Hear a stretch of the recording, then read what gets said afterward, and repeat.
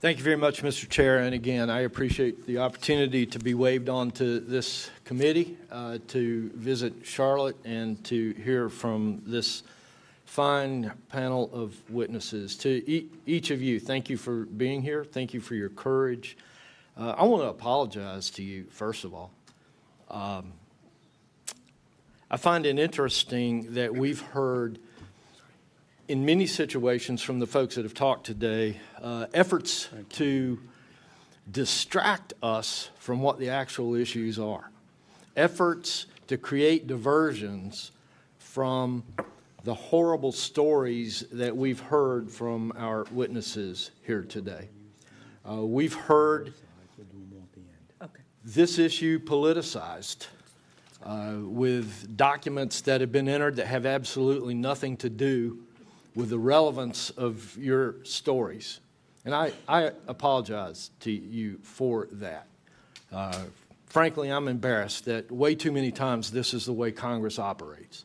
But I can promise you that while this behavior might be taking place up here with this panel, your stories have resonated with every member that's up here. And we will remember these when we get back to Washington, D.C. I apologize that we're hearing from folks that just say, give me more money and I'll fix the problem.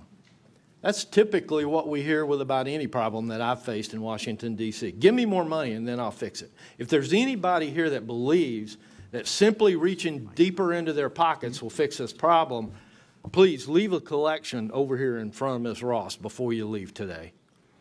We've heard that less guns on the streets by law-abiding citizens would fix this problem. Ms. Alderman, let me ask you, would less guns on the streets by law-abiding citizens, would that have saved Mary's life? No, not in Mary's case. Absolutely not. It would not. I ask you, Mr. Woody, while no, I don't think anybody here is an expert on Arana Zarutska, do you believe that less guns on the streets by law-abiding citizens would have saved her life? Absolutely not.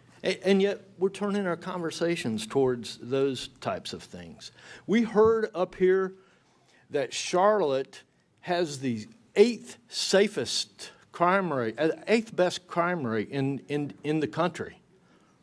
Ms. Alderman, do you take solace in knowing that somebody wrote an article that Charlotte has the 8th best in the country? Does that help you?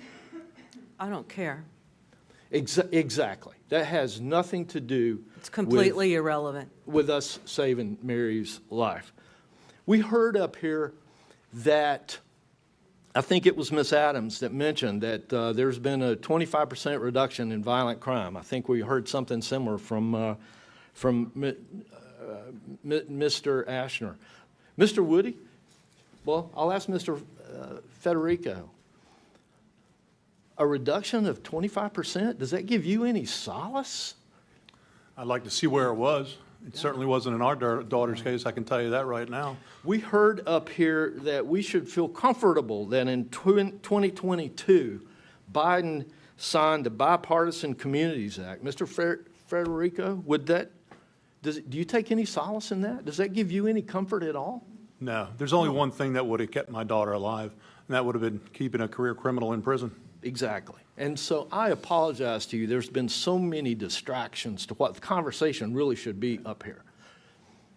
We've heard a number of times that there's a failure of policy, and I can buy that in some cases. Definitely, we need to eliminate cashless bail. That's a policy that we should go after. I would suggest more than policy, we need transparency and we need accountability to the people that are charged with implementing those policies. Mr. Woody, I'm about to run out of time, and I know you're probably not an expert on the court system. By the way, thank you for your service in law enforcement, most of which I understand was in my district, so thank you very much. How are magistrates selected in North Carolina? Magistrates are appointed. And they're appointed by? The Chief Superior Court Judge. Which are selected? They're elected. They're The rest of the elected. Superior Court judges are elected. And so what I think I hear you saying is that we as citizens, communities, can elect folks to implement those policies. And it may be that we need more policies or more reporting to make the accountability a bit more transparent. I'm out of time. We Of could course. go on this forever. Thank you all. I appreciate you being here. Gentleman yields. I thank the gentleman. I recognize Mr. Harrigan from North Carolina.